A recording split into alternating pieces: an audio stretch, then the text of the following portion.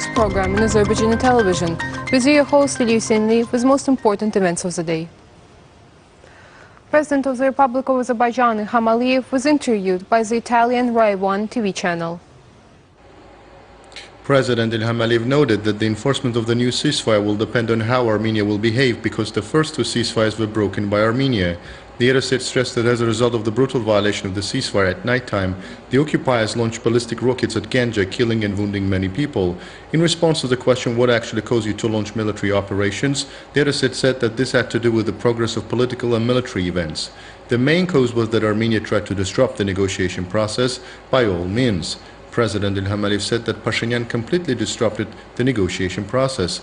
He accentuated that over the last year, practically there were no negotiations held in Armenia in order to blame us for this tried acts of sabotage for 3 times.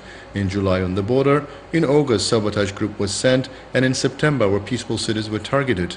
They probably thought we will be patient this time, but this was not the case. We responded to them as such. They are regretting now, said President İlham.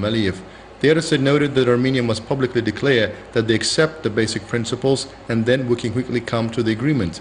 President İlham once more time noted that our regular army has 100,000 servicemen and the involvement of mercenaries on our side was not true, and the deployment of Turkish troops to the military operations was also a lie. There is no proof to that. Talking about the role of Italy in the settlement of the conflict, the head of state noted that we see the future of Karabakh as the prosperous and peaceful territory inhabited by Azerbaijanis who will have to return there, and the Armenians currently living there who will be peacefully coexisting together side by side. On October 27th, the Armenian armed forces targeted Garayasifli village of Bayda district with artillery fire from different directions. As a result of this, 4 people, including 7-year-old Iskandar Vaysu, were killed and 13 were wounded.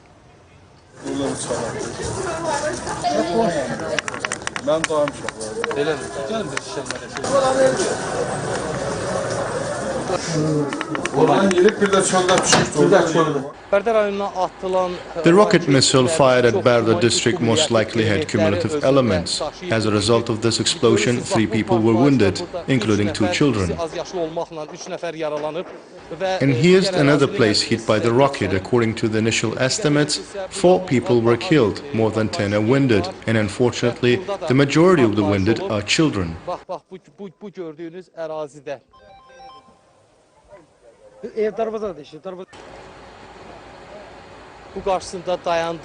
Another rocket hit this house. The owners of the house, husband and wife, were killed, and their children are wounded. These are the people who have become victims of this act of terror.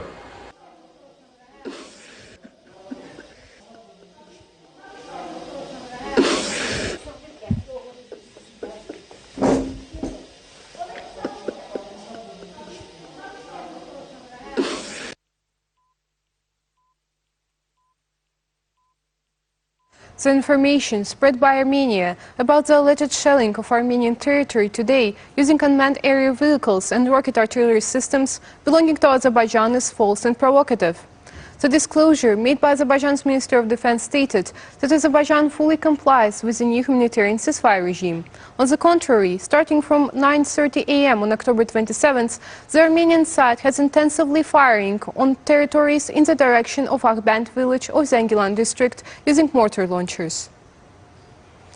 The Ministry of Defense and the State Border Service of the Republic of Azerbaijan have issued a joint statement which says that adhering to the new humanitarian ceasefire regime, Azerbaijan is taking only adequate measures, exercising restraint towards the provocatives committed by the enemy along the entire front.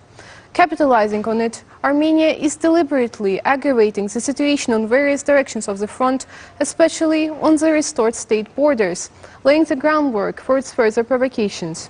The Armenian leadership must now realize and reckon that the restored state borders are not a zone of conflict, and state borders recognized by the international community will define the full sovereignty territories of Azerbaijan. The inviolability of the state border must be ensured. Any provocation in this direction is assessed as an attack on the territorial integrity. The statement emphasizes that in this regard, Azerbaijan has the right to destroy any legitimate military targets that threaten its territory, regardless of their location. The Armenian armed forces, grossly violating the new humanitarian ceasefire regime, are subjecting the city of Tartar and villages of Tartar district to artillery fire. In the past 2 days, up to 150 artillery shells and 7 missiles were fired at the district. Houses, private farms and infrastructure were damaged.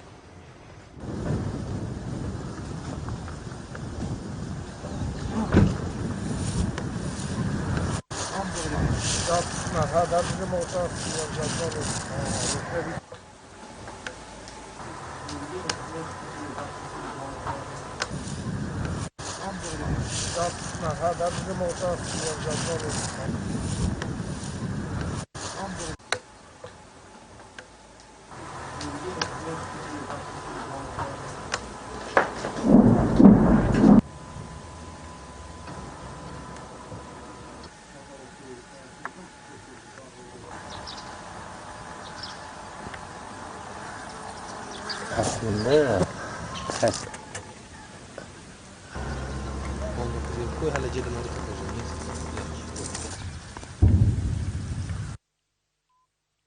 Ora var, orada kavağızdan hamısı. Başlar. Ev yok oğlum sen. Ağırlık yok. Burası sadece. Görüyorsun. Yok seçmenin istediğinde lazım değil. Armenian vandals aren't only attacking our civilians, but are also destroying graves. This time, a cemetery in Agdam was subjected to the enemy fire. Here is the footage shot by our crew.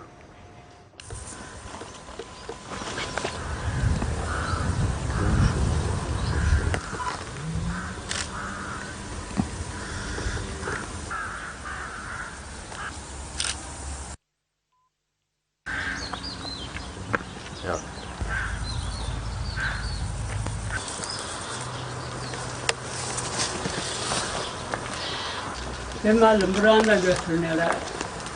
Şurayla.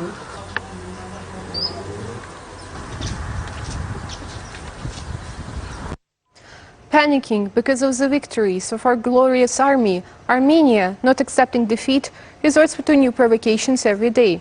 At today's meeting of the Milli Meclis, it was said that the Armenian armed forces, which regularly shell the civilian population, residential areas, along with the fact that they violate the humanitarian ceasefire, once again demonstrates the essence of the occupier.